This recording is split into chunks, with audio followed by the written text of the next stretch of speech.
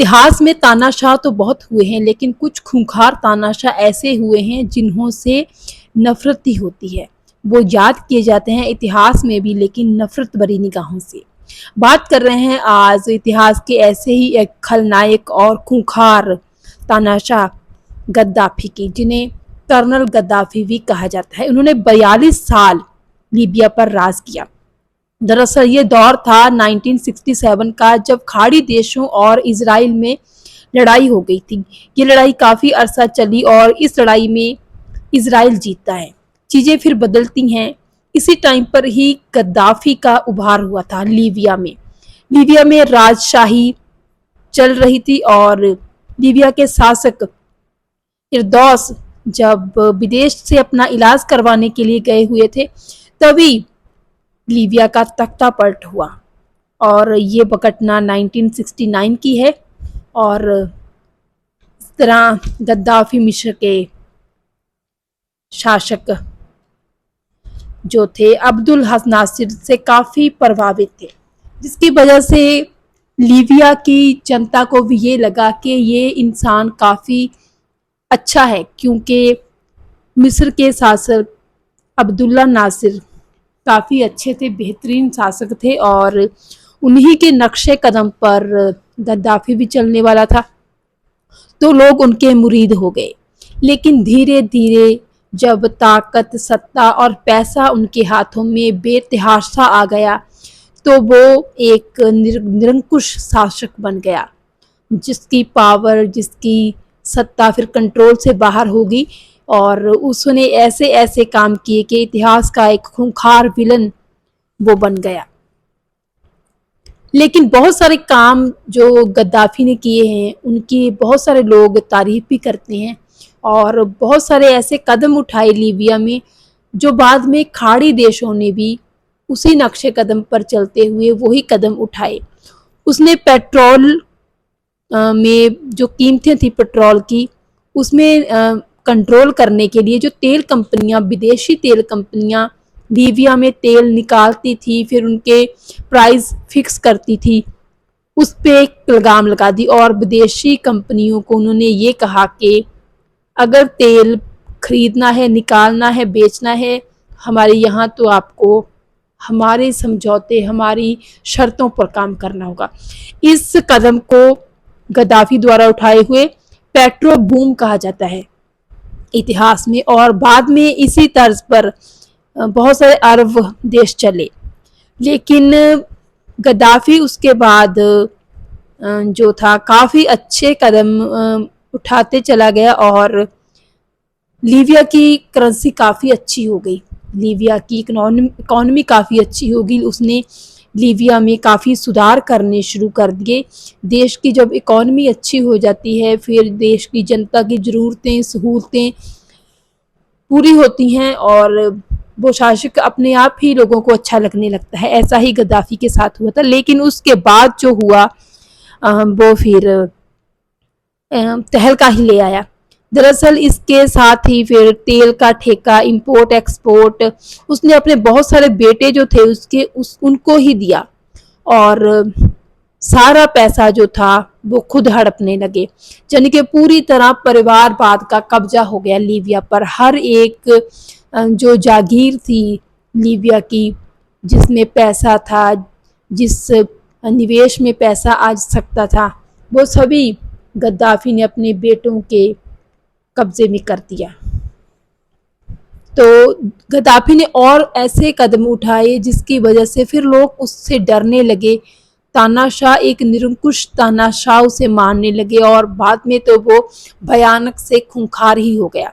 दरअसल लीबिया में उसके जो दुश्मन थे गद्दाफी के, उसने उन दुश्मनों का सफाया किया और ना सिर्फ उन दुश्मनों का, बल्कि जो उसके देश से बाहर दुश्मन गए हुए थे उनका भी अपने आदमी भेजकर विदेशों में उसने सफाया कराया। तो इस तरह फिर बाद में बहुत सारे देश, अरब देश भी गद्दाफी के जो थे दुश्मन बन गए। और एक बात और है कि यासिर अराफात से खास एक ईर्ष्या थी गद्दाफी को, क्योंकि यासिर अराफात का काफ़ी रुतबा हो गया था और वो काफ़ी जलने लगा था यासिर अराफात से। और बहुत सारी उसने दौलत इकट्ठा की हुई थी, बहुत सारा पैसा बनाया हुआ था। कहते हैं कि 350 बिलियन डॉलर का तो सिर्फ सोना ही था गद्दाफी के पास। और उसने दुनिया के तमाम मुल्कों में अपनी जायदाद, अपना पैसा रखा हुआ था और अपने दुश्मनों का सफाया तो वो इस ढंग से करता था कि हैरान ही नहीं रह जाता हर कोई सुनकर, बल्कि कांप भी उठता है। कहते हैं कि लीबिया की राजधानी ट्रिपोली में 1280 कैदी थे और उन कैदियों को उसने गोली मारकर मौत के घाट उतार दिया था, क्योंकि वो उनको बागी लगते थे। इसी तरह 4 कॉलेज के स्टूडेंट थे जिन्होंने गद्दाफी की किसी पिक्चर पर, किसी फोटो पर या फिर उसके किसी बुत पर काल्ख पोंछती थी, तो कहते हैं कि दूसरे ही दिन उसी कॉलेज के मेन गेट पर उन चारों लड़कों की, कॉलेज स्टूडेंट्स की लाशें लटक रही थी। तो ये था गद्दाफी का खौफ और ये था गद्दाफी का बदला लेने का ढंग। तो इस तरह गद्दाफी धीरे धीरे करके खूंखार होता गया और फिर वो, मतलब जब कहते हैं ना कि जब पानी सर से ऊपर लांग जाता है, फिर कुछ ना कुछ ऐसा होता है कुदरत के द्वारा ही कि फिर उस चीज़ का अंत होना शुरू हो जाता है। आपको बता दें कि गद्दाफी खाना बदोश होते हैं जो बंदू फैमिली, उससे संबंध रखता था, जो जगह जगह घूमते हैं, अपने तंबू वगैरह लगाते हैं, लेकिन उसे अपने इस कबीले पर, अपनी इस जाति पर पूरा प्राउड था। फिर कहते हैं कि ट्यूनीशिया में क्रांति आती है, परिवर्तन वहीं से शुरू होता है, जिसका असर बाद में लीबिया पर भी पड़ा। उसके बाद क्या हुआ कि ह्यूमन राइट एक्टिविस्ट थे जो लीबिया में आए हुए थे, उनको गोली मार दी गद्दाफी की सेना ने। और फिर लोगों ने भी धरना करना स्टार्ट कर दिया गद्दाफी के खिलाफ और गद्दाफी से ये मांगने लगे कि आप लीबिया छोड़ें, लीबिया छोड़ना पड़ेगा तुमको, क्योंकि तुम्हारे अयासी के किस्से भी मशहूर हैं और खूंखारियत के भी। अयास गद्दाफी इतना था कि कहते हैं कि उसने अपने सेना में अपने अंगरक्षक थे जो, उसके तौर पर लड़कियों को रखा हुआ था और उनके साथ वो दुष्कर्म भी करता था। यूक्रेन वगैरह से वो लड़कियों को लाता था अपनी सेना में भर्ती करने के लिए और बहुत सनकी था वो। और अपने दुश्मनों को अगर लगता था उसको कि कोई खतरा है उसको अपने दुश्मनों से, तो मौत के घाट उतारने में देर नहीं लगाता था। कहते हैं कि वो इतना ज़्यादा दुष्कर्मी था कि स्कूल की बच्चियों, जब वो स्कूल में जाता था किसी, तो स्कूल की बच्चियों का भी शोषण करता था। तो ये हाल था उसकी अय्याशी का। फरवरी 2019 में लीबिया में विद्रोह हुआ जो कि अक्टूबर तक चला। इसी दौरान गद्दाफी की बेटी, बीवी और 2 बेटे अल्जीरिया निकल गए, क्योंकि उनको मालूम हो गया था कि अब ज़्यादा देर नहीं है मलकियत, अब छोड़ना पड़ेगा देश। तो वो निकल गए। 2-3 बेटे उसके लीबिया में ही थे।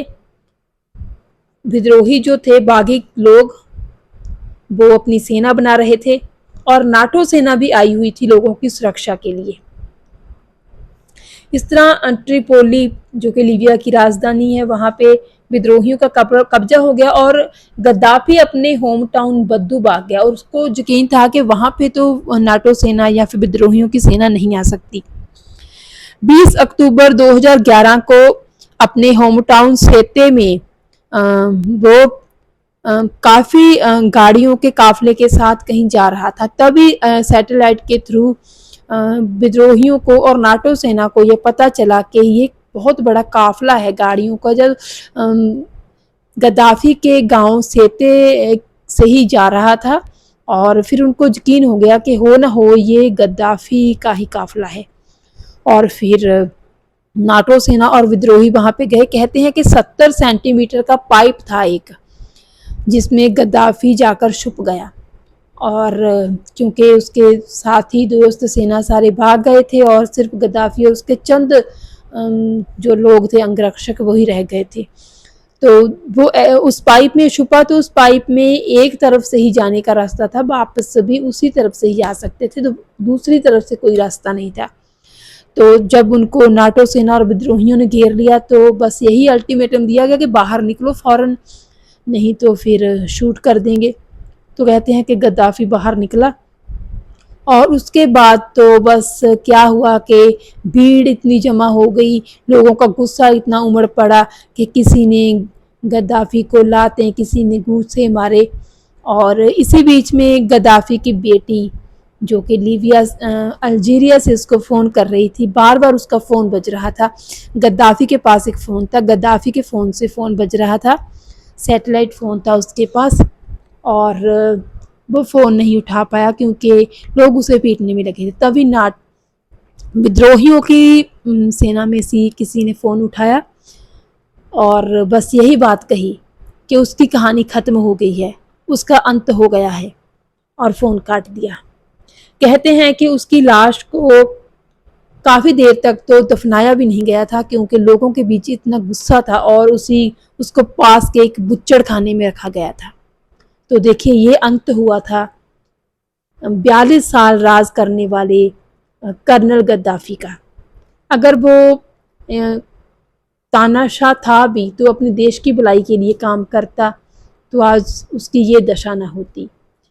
इतिहास में याद भी किया जाता अपने अच्छे कर्मों की वजह से, लेकिन अपने दुष्कर्मों के कारण वो ना सिर्फ अपनी गद्दी से ही लहा, अपनी जान से भी गया, बल्कि इतिहास में भी वो एक खूंखार और नफरत योग पात्र के तौर पर याद किया जाता रहेगा। नमस्कार।